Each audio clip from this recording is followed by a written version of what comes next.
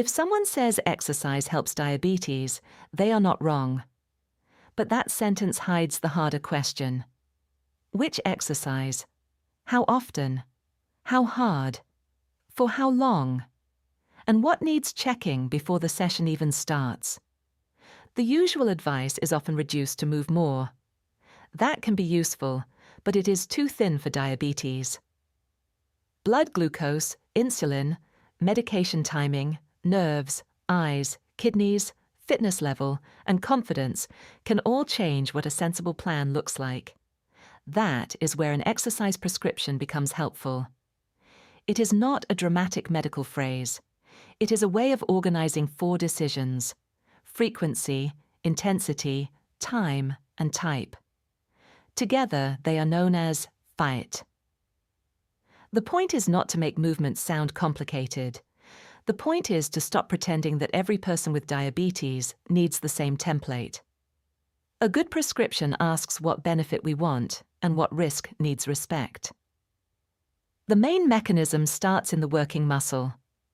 During activity, muscles use glucose for energy.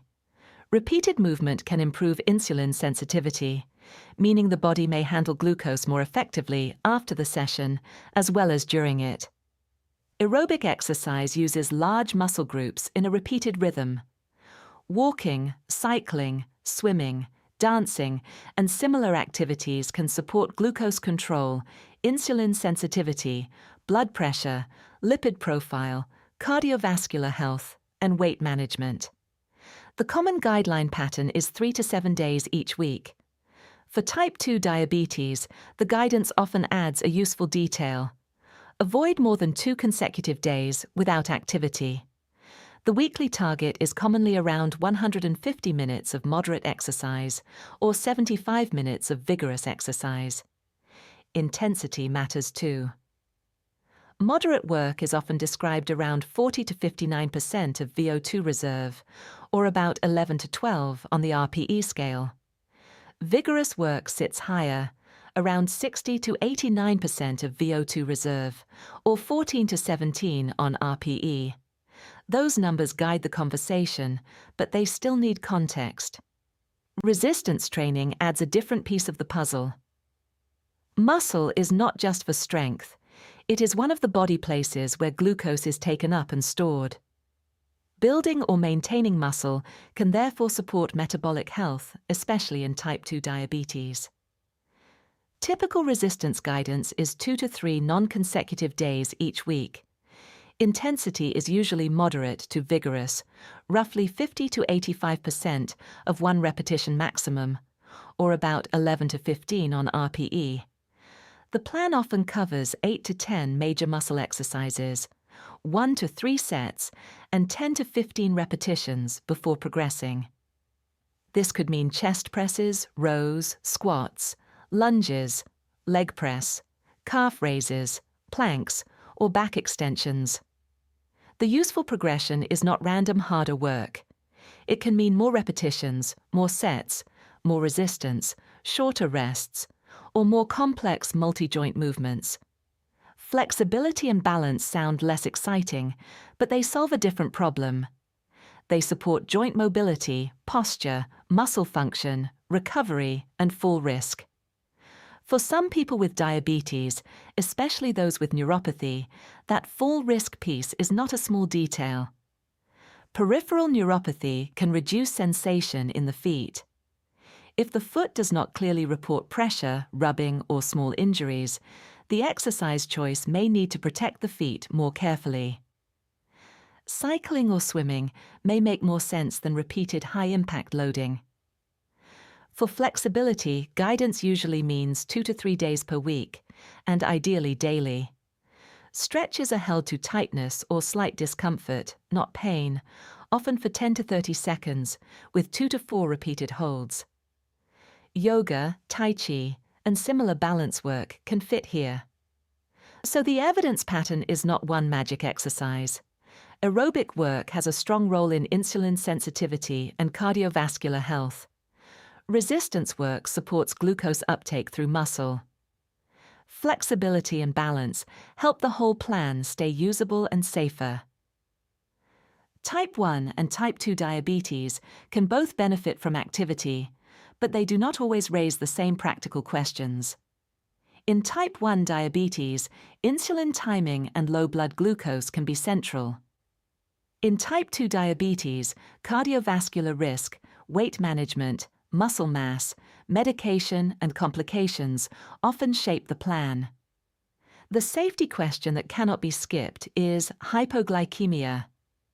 Exercise can lower blood glucose, especially when insulin or insulin-stimulating medicines such as sulfonylureas are involved. Checking glucose before exercise, during longer sessions, and afterwards can change the meaning of the session. If glucose is below 100 milligrams per deciliter before activity, carbohydrate may need to come first. Planned sessions may also lead clinicians to consider insulin changes, sometimes in the range of 25 to 50%. People using sulfonylureas may need medication timing or a small carbohydrate snack discussed. Carrying a fast-acting glucose source during exercise is part of the precaution map. There is even a sequencing detail. Some guidance suggests resistance exercise before aerobic work may help stabilize glucose for some people. That does not make it a universal rule. It shows why exercise order can be part of the prescription. Complications add another layer. The same activity can have a different risk profile when nerves, eyes, kidneys, heart rate control, or blood pressure response are affected. This is where exercise prescription moves from generic fitness advice into clinical reasoning. With peripheral neuropathy, reducing foot stress may matter. With autonomic neuropathy, heart rate and blood pressure responses may need closer attention. The point is not to avoid movement. It is to choose the kind of movement the body can report and tolerate. With proliferative diabetic retinopathy, high-intensity exercise or activities that raise pressure inside the eye may be inappropriate.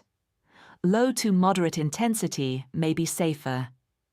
This is a useful example of the wider principle. The best exercise is not just effective, it has to fit the person. Kidney disease can change the intensity question too, because high effort may raise blood pressure sharply. Hydration and lower to moderate intensity may become part of the plan. Again, the message is not fear. It is better matching. A sensible prescription therefore starts with the person in front of it.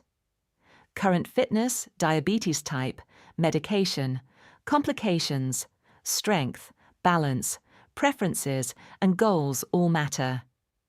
The same plan can be too easy for one person, too risky for another, and exactly right for a third.